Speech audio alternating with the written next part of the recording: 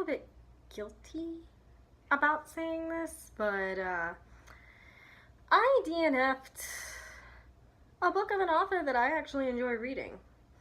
So this is going to be a DNF review of A Court of Frost and Starlight by Sarah J. Maas.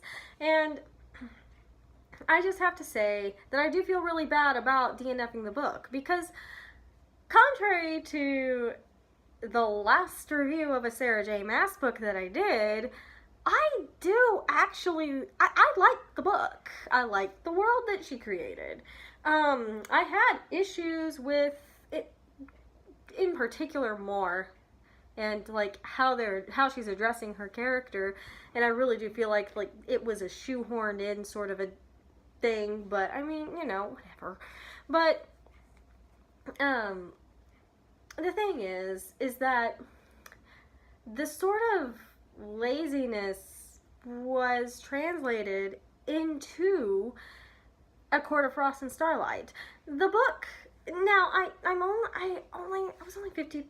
was literally halfway through it, so about 100 pages in, when I just went on ahead and I was just like, ugh, I'm done. And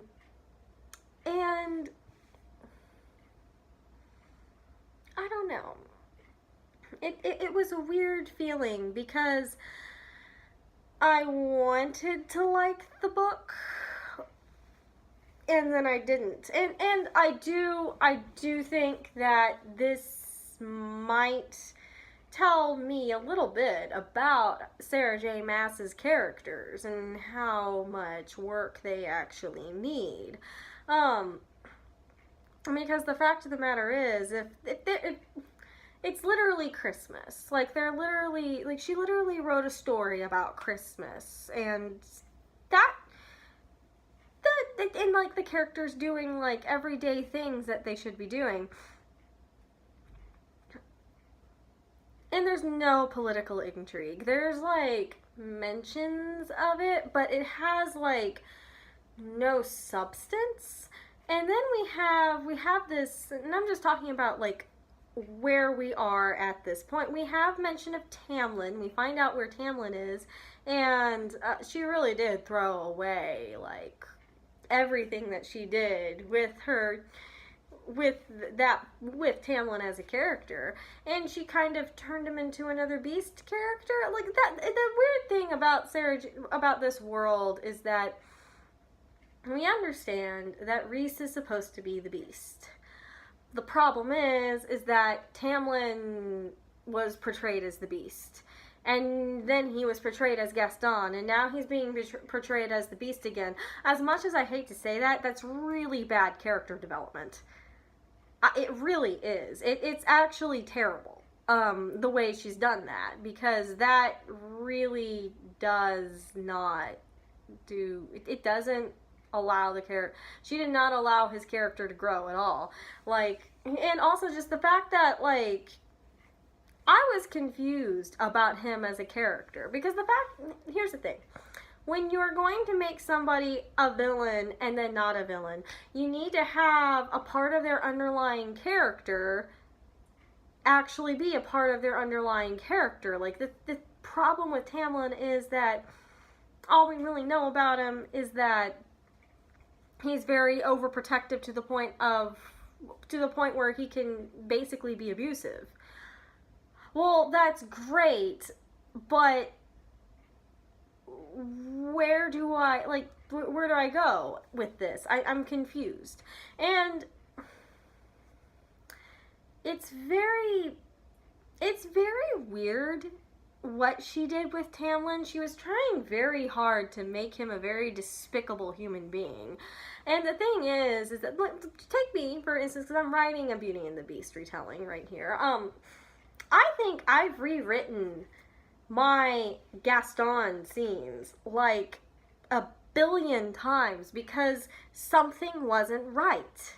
There was always something right. And I know what wasn't right. It was the fact that I made my Gaston character way too superficial. Let's say, let's take Beauty and the Beast, both the live action film and the original animated version that was done in the 90s.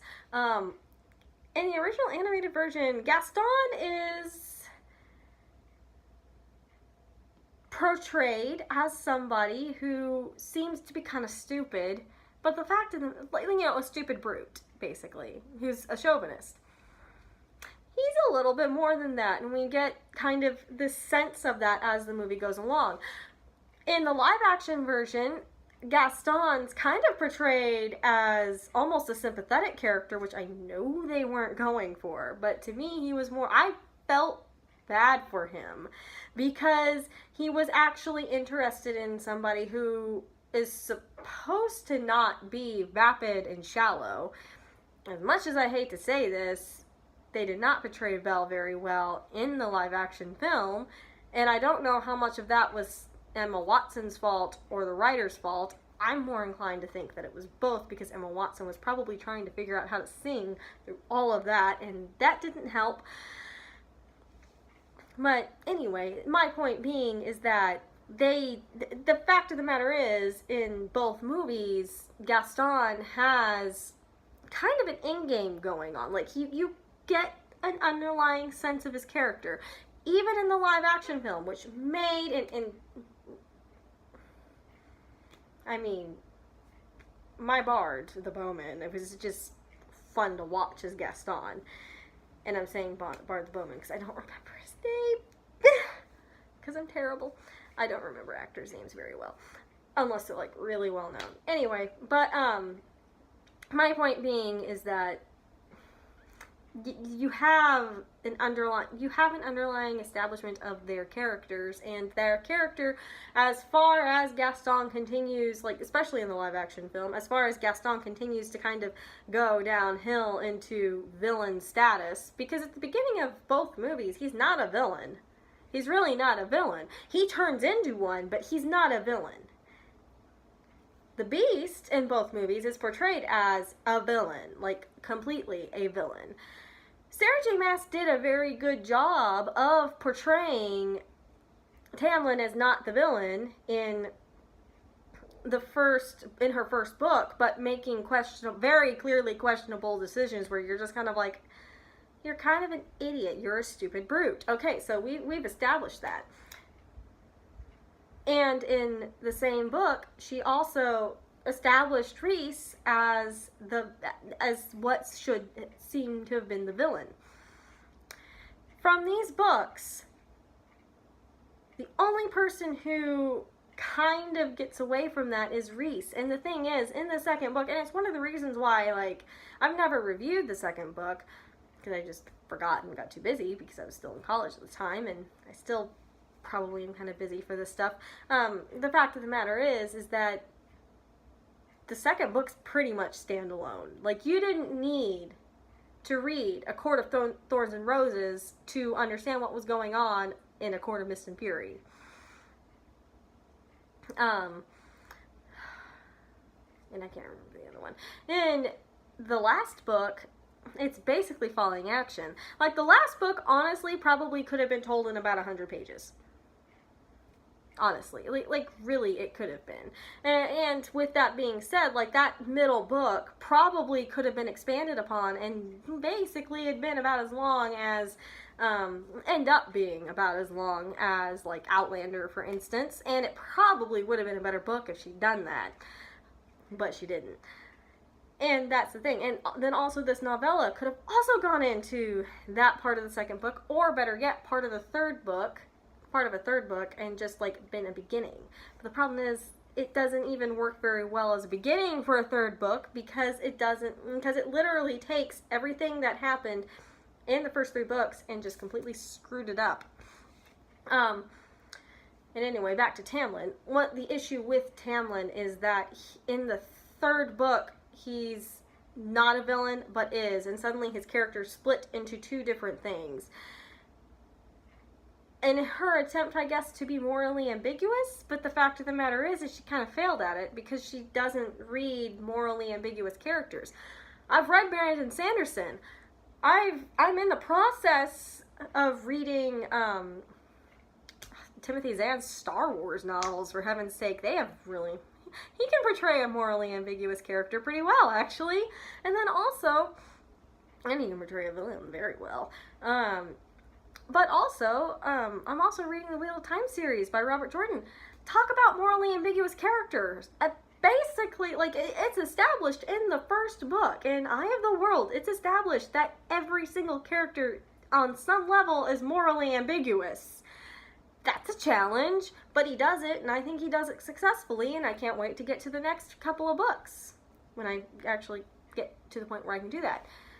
And so, but you have these morally ambiguous characters. I don't think Sarah J. Maas knows how to write morally ambiguous characters, because her idea of morally ambiguous is actually fairly shallow and doesn't work well with reality at all, with how people work. She doesn't portray people very well, which is fine, it's a fairy tale, but the thing is, when you're going to have this novella, you inserted here, or really when you're going to write something that should be epic fantasy, because I mean, it's more than just a fairy tale retelling, it's still an epic fantasy. And the fact of the matter is, when you are writing an epic fantasy, you've got to write your characters better and your plot better. You have to have philosophy behind, you have to have a good deal of philosophy under your belt, honestly. You have to have a philosophical discussion behind even your own characters, because that's what epic fantasies are. If you read Lord of the Rings, it's ripe with philosophical everything and philosophical allegory. That's what Lord of the Rings is. It's a philosophical allegory. He hated allegories, but the fact of the matter is he did do that. That's what it was, and that was probably done unconsciously, because Tolkien was a very, very good writer and a very bright person who read a lot of books. Like, not just read mythology, which is what Sarah J. Maas, I think, has done. She's read mythology, fairy tales, she's read the Bible. Yeah. And for me, I can definitely tell that she's never actually, like, studied the Bible as she probably would have studied, like, Greek mythology. Anyway, my point being, and I'm saying that a lot right now, my point being, though, is that she hasn't read more than that. She doesn't read much in the way of philosophy, and you can tell. And it's actually quite terrible. And if she does read philosophy, she does it through a lens. And the fact of the matter is, when you are reading philosophy, period, you don't read it through a lens. You need to, like, destroy your entire worldview just to read the philosophical discussion that's going on, or else you're going to not get it, and it's going to go right over your head, and you're either going to think it's stupid or that they agree with you. And the fact of the matter is, it's probably neither. And that's what I feel like she does, and she does do, and then puts it in her books, because her books, it's like they're trying to be philosophical in certain areas, and then she fails at it because her worldview gets in the way all the time. And I'm talking about this because you can see that come to completion in this novella that she's written. That's what it's done. Like, that's what this is. It's like she's trying to say something meaningful and failing at it. She's trying to show how Tamlin has fallen. But wasn't Tamlin a villain who reformed? Is he depressed? What's up with Tamlin? I'm confused about what's up with Tamlin. And it kind of, I didn't like how Tamlin was handled in the third book. I think he just should have been a flat out smackdown villain and one of the villains that they had to fight. I think that would have made it far, far better as a book. And honestly, she probably should, that book should have been more than just falling action. Because the fact of the matter is she's not a good enough writer to write a book of only falling action. I'm sorry. She's not there yet, and she's not going to be at this rate if she just keeps, just hammering stuff out like this. I'm sorry. That's just the reality of the situation. And anyway, so I'm going to continue talking about the characters. Feyre is now an angsty artist. Which, I mean, I understand why she's angsty, because her sisters are angsty and not dealing with the fact that they're Fae now very well, and they literally saw their dad die, and just both of them have had their entire life, especially the eldest sister, had their lives just completely stripped away from them, and everything that they know is just completely done. They know nothing now. Nothing makes sense to them. Anyway, so you have that dynamic going on, and then you have, you basically have Feyre trying to help them, and she doesn't know how to help them because she's not listening to her sisters at all. And as far as I know, now I DNF the book, as far as I know, that's never addressed. Because you see, the thing is, Feyre is the main character and she's always supposed to be right, even if she doesn't deal with the situation well. Which also goes back to the fact that she's supposed to be High Lady of the Night Court. Now, whether she deals with certain night aspects of the Night Court herself, or deal with other things as well, the fact of the matter is, like, High Lord, High Lady, duties are going to be split. She apparently is helping with the rebuilding of Valeris, which is really great. That's actually a very good thing to oversee. And a good thing to start out overseeing, because she's never been trained for this. I know some people were frustrated with the fact that Feyre just basically seems to be at home. Well, she's never run anything in her entire life. She's never been taught how to be a diplomat. She's never been taught how to basically do much of anything. She could deal with war, but that's because war is pretty much cut and dry, especially when they're planning tactics and whatnot. But politics? She doesn't know a damn thing about politics. Why are people freaking out about this? And again, this is like a part, and the fact of the matter, okay, the fact of the matter is that, like, even at home, I don't see her doing an active role of actually being High Lady. And that was actually kind of frustrating not to see. Because you see Rhys is doing active things all the time in regards to, like, certain outlying parts of his land. You know, his land, basically. He's taking care of his land. He's taking care of things. Feyre is not. And I'm confused as to why she's not acting like the High Lady at home would act.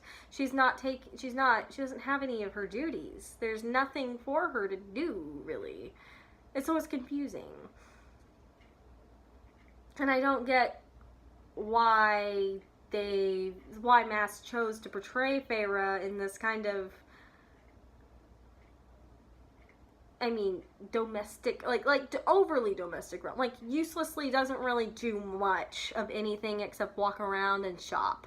And I'm just kind of like, there's probably a bunch of shit that Feyre is doing at home, and Maas isn't talking about any of it. Because I guess she doesn't know. I guess she was just too lazy to do that. I don't know. Really, the novel is really lazy.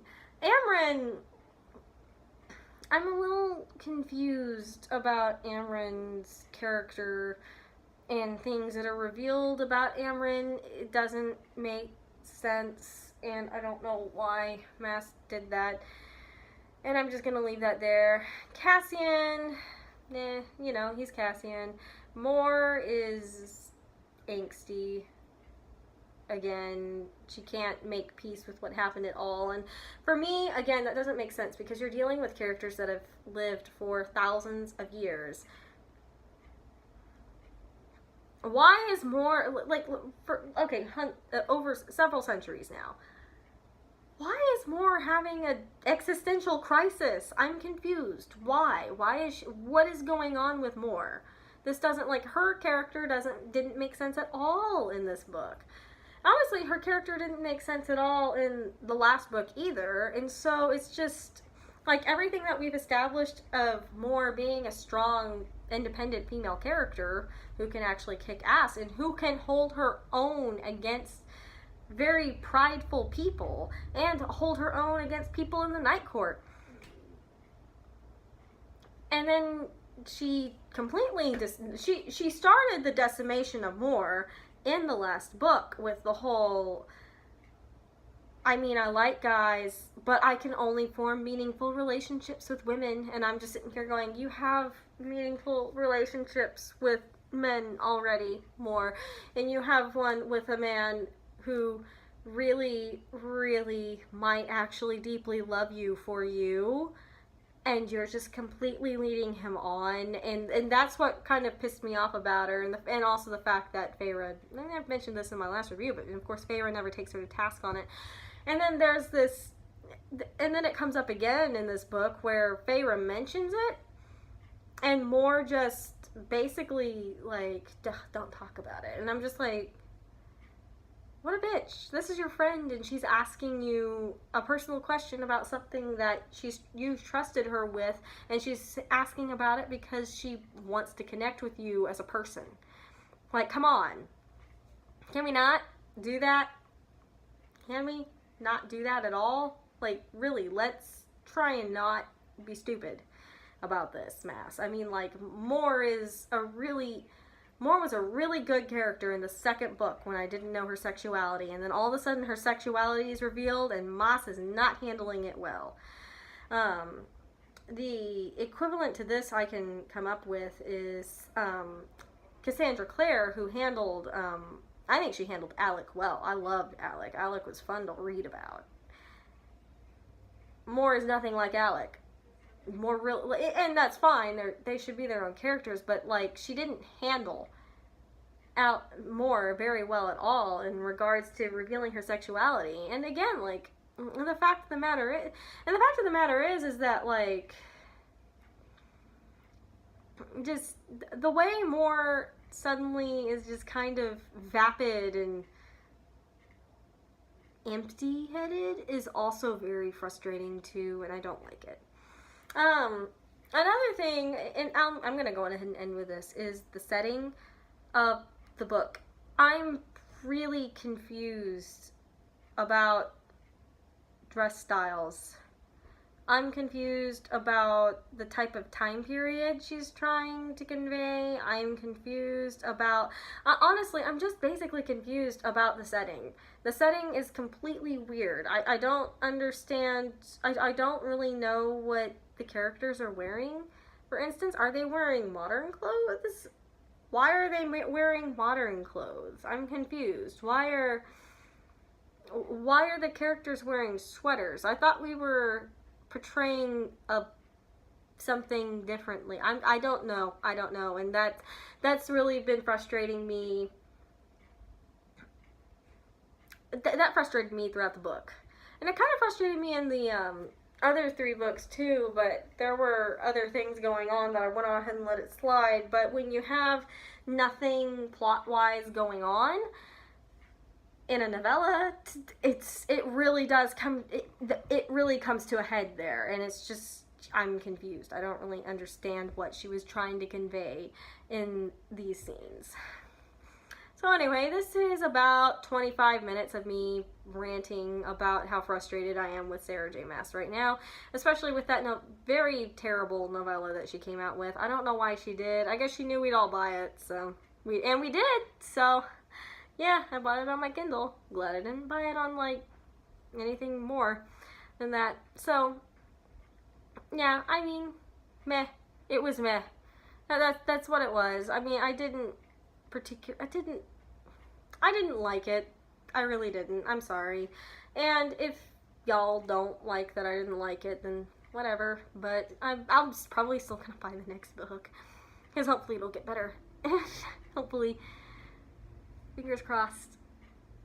Anyway, I'm gonna have a couple of more reviews coming out. One is going to be Star Wars Dark Force Rising by Timothy Zahn, and also I'm in the process of reading another Star Wars book by somebody else, and you know, we're gonna get there. Have a good day, y'all.